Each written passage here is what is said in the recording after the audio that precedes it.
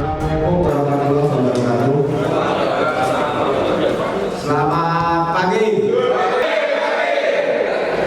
Pak, kebakaran itu apa? Kan udah agak asing lah. Kata kebakaran. Sedangkan kebakaran itu apa sih? Nah, kalau Bapak nanti akan memadamkan kebakaran, tapi kebakaran itu apa sih? Kita harus tahu apa itu kebakaran. Jadi kebakaran adalah api yang timbul baik kecil ataupun besar, kan? Baik kecil ataupun besar yang menyebabkan kerugian. Api yang timbul baik kecil atau besar yang tidak bisa dikendalikan yang menyebabkan kerugian. Jadi api yang timbul baik kecil atau besar. Kalau dulu ada api kecil lawan api besar lawan, nggak ada Pak, itu nggak berlaku di pemadam. Karena apa? Api kecil kalau tidak sifatnya tidak terkendali, ya, dan juga menyebabkan kerugian, itu juga kebakaran. Api sendiri apa? Jadi Bapak nanti kalau mau belajar masalah kebakaran sampai kelas apa, sampai tingkat apapun, dan sampai kapan itu benar-benar semua ada di sini. Api itu harus tahu. Api itu apa? Ada yang ahli bisa? Ada nggak? Kita rokok pakai korek api, ada apinya. Kecil kita butuhkan, itu apa? Nah yang pas nyala api itu. Api itu apa sih? Api. Nah kalau bapak pemadam nggak tahu api gimana? Api. Apa itu api? Energi panas. Apalagi kan itu api. Nah, itulah api. Apa ini api? Apa Pak? Nggak ada yang ingat? Api adalah reaksi cepat atau oksidasi cepat dari 3 unsur.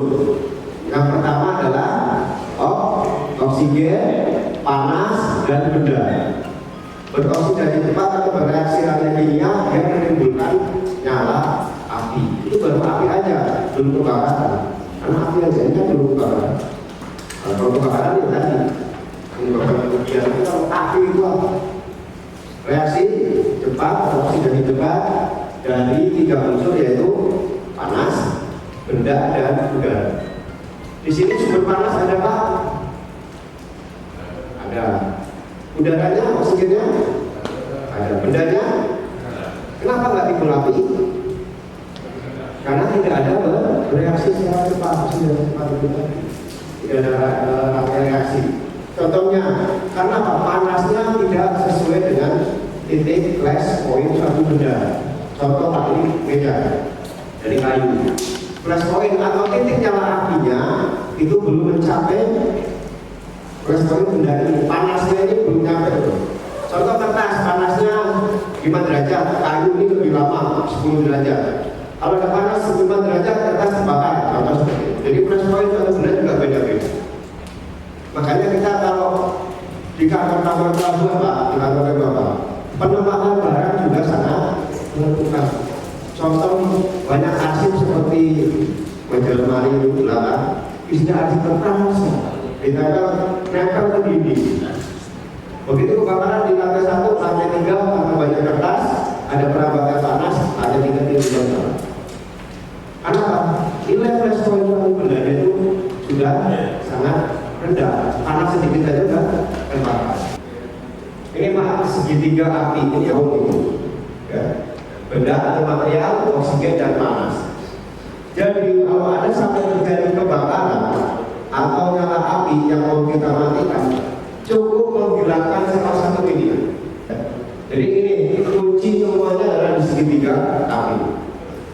kebakaran apapun itu, minyak, berarti salah satu, minyaknya dibuat, oksigennya dibuat, atau panasnya yang dihilangkan. Api adalah peristiwa reaksi rantai kimia dari 3 unsur panas, benda, dan oksigen. Berarti material yang paling sering, paling banyak di sini adalah kayu dan kertas.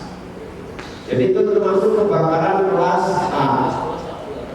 Kebakaran kelas A adalah kebakaran benda padat selain logam. Tidak sesuai dengan klasifikasi kebakaran. Kita harus menghilangkan 3 unsur terjadinya api, yaitu pertama ada api, panas, oksigen, dan bahan bakar. Kita menghilangkan, kalau teknik ini yaitu menghilangkan salah 3 unsur itu, yaitu oksigennya. Nah, nanti kita praktekkan menggunakan yang alat yang tradisional ini supaya aman tangan kita dari jilatan api. Jempol kita di depan seperti ini, kita putar ke dalam seperti ini. Jadinya seperti ini kalau dari belakang. Jadi gunanya yaitu supaya tangan kita apabila pada saat melakukan pemadaman api tidak berbalik ke kita, tangan kita tetap safety aman, Pak. Tapi kalau megangnya seperti ini, jangan dikhawatirkan pada saat kita melakukan pemadaman api berbalik ke kita, tangan kita bisa kena jilat api, Pak. Tutup. Saya sarankan pada saat membukanya ini harus betul-betul hati-hati betul, Pak. Dikhawatirkan tekanan alat ini yaitu 15 bar, Pak. Kalau Bapak salah cara membukanya, ini yang dikhawatirkan pada saat membuka. Posisi badan Bapak di setengah jongkok seperti ini, cabut pin pengaman. Sesudah cabut pin pengaman, lakukan tes pressure, Pak. Diremas atau dipukul. Tapi kalau sama Bapak yakin diremas yang enak, Pak ya? Ya, betul. Diremas, Pak. Diremas saja. Sesudah keluar pressernya, otomatis tekanan yang berada di dalam apar ini akan mendorong ke atas. Ini yang kita khawatirkan, Pak. Kalau posisi ini apabila ada kegagalan, kita mohon maaf, selamat, Pak. Ini bisa terlepas. Tapi kalau posisi seperti ini, kalau ada kegagalan, ini yang dikhawatirkan, Pak. Bisa kena badan kita, Pak. Jadi yang aman seperti ini, cabut pin pengaman, lakukan tes pressure. Sesudah dilakukan tes pressure, baru kita jalan melakukan pemadaman, Pak. Cukup, Pak ya? Ini disapukan jarak aman. Jadi jarak aman. Jarak aman alat ini yaitu 4 meter. Apabila Bapak tidak mampu atau suhu panas dari 4 meter ini Bapak udah tidak mampu lagi, ya sudah kabur, Pak. Praktekkan menggunakan korong goni, mohon izin nanti satu-satu. Habis itu kita menggunakan apar satu-satu. Bisa, Pak ya? Bisa. Silakan Bapak agak menepi. Ya, kalau praktek langsung kita maju, biar nggak panas.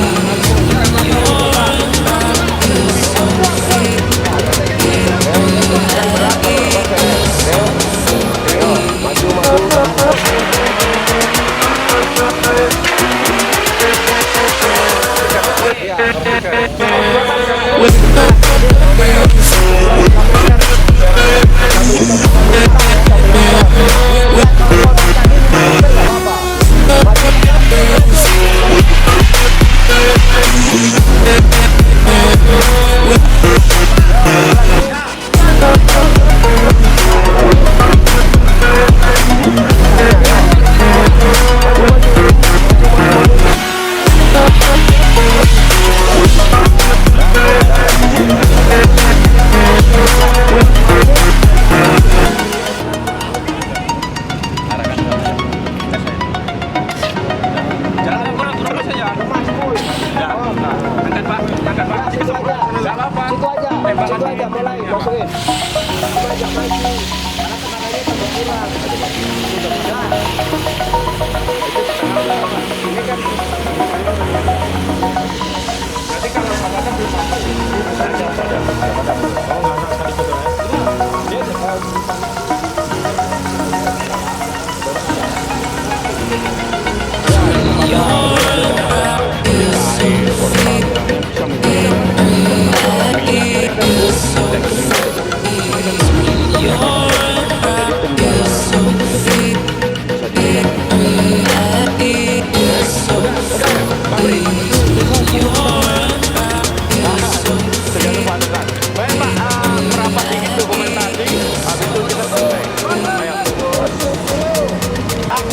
sekarang terakhir kita foto bersama.